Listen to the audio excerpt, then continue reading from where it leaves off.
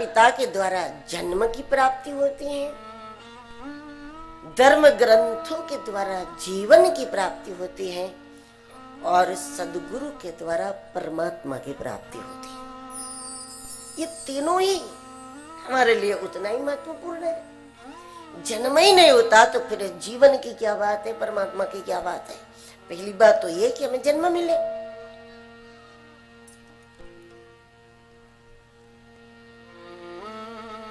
तो वही परम कृपालु परमात्मा सबसे पहले हमको किसी माता पिता के द्वारा जन्म प्रदान करता है। माता पिता निमित्त है, वास्तव में हमको लाने वाला जगत में कोई है तो वो भी परमात्मा ही है। लेकिन जिसके निमित्त से हम जगत में आते हैं तो उस निमित्त की हमें सेवा करनी चाहिए, उस निमित्त का भी हमें धन्यवाद करना चाहिए, उस निमित्त के भी हम आभारी हैं। उनका हमारे ऊपर बहुत एहसान है जो हमको जगत में लाने में निमित्त बने, वो है माता पिता। उनके द्वारा जन्म मिलता है, लेकिन जन्म के बाद जीवन न मिले तो जन्म व्यर्थ हो गया। तो जीवन के प्रदाता कोई है तो वो सदग्रंथ है। चाहे स्वयं सदग्रंथ को पढ़ो, अच्छी बात है। स्वयं नहीं पढ़ सकते, नहीं समझ सकते, तो जो समझा हुआ है उनके द्वारा समझो। कैसे भी जीवन में सदग्रंथ अनिवार्य है।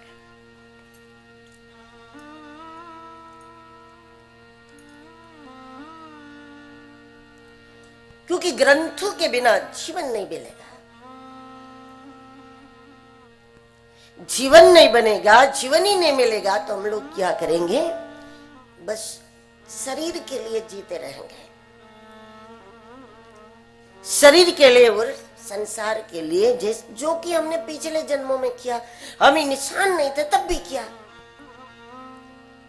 अपने बच्चे, अपना परिवार, अपना घर बना लो, अपना खाना, अपना पीना, खुद की चिंता, अपने बच्चों की। तो ये जो हमारा सीमित दायरा है, हम इंसान नहीं भी होते तो भी हो जाता। मतलब इसके लिए इंसान होना जरूरी नहीं था। जब पंछी थे तब भी घोंसला बना लिया था, जब सांप थे तब भी हमने अपना बिल बना लिया था। मतलब जो कि इसके लिए हमें इंसान बनने की कोई आवश्यकता नहीं थी। लेकिन सदग्रंथ का आश्रय करते हैं, उस व्यक्ति के विचार में विवेक आ जाता है।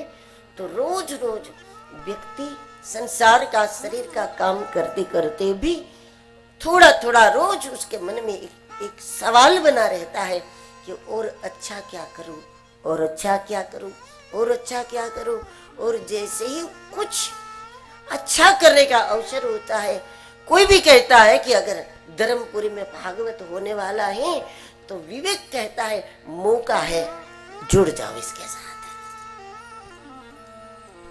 अगर धर्म कथा होगी जीवन में तो हमारे अंदर वो विवेक जागृत होगा, और विवेक जागृत होगा तो मौके पर धर्म करोगे, मौके पर सेवा करोगे, मौके पर परमार्थ करोगे, मौके पर दान करोगे, मौके पर सत्कर्म करोगे।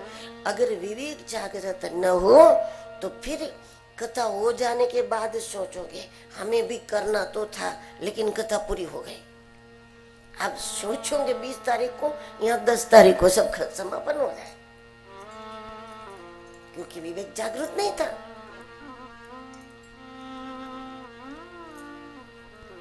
क्या आपको ऐसा नहीं लगता कि ईश्वर ने हमको बहुत बार अवसर दिया है कि हम किसी की मदद कर ले, हम जीव जंतुओं को तृप्त कर ले, हम संत की सेवा कर ले, हम गुरु की सेवा कर ले, हम धर्म स्थान की सेवा कर ले, हम किसी मंदिर के निर्माण में सहभागी हो जाए, हम कोई परिक्रमा वासियों को रोटी खिला दे।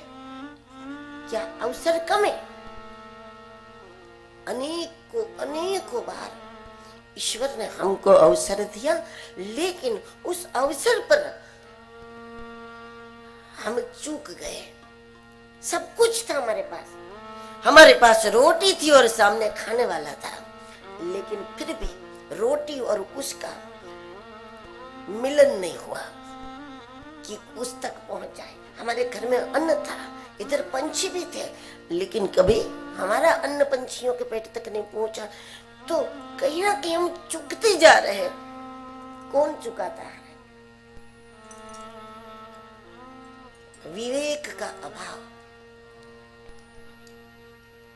जिसका विवेक जागृत है वो व्यक्ति अवसर नहीं चुकता है, वो अवसर पर कर लेता है। और जिसका विवेक जागृत नहीं, वो समय निकलने के बाद कहता है कि हमें भी करना तो था, लेकिन कथा पूरी हो गई। हमें भी करना तो था, लेकिन समय निकल गया अपने हाथ से। अवसर न चुके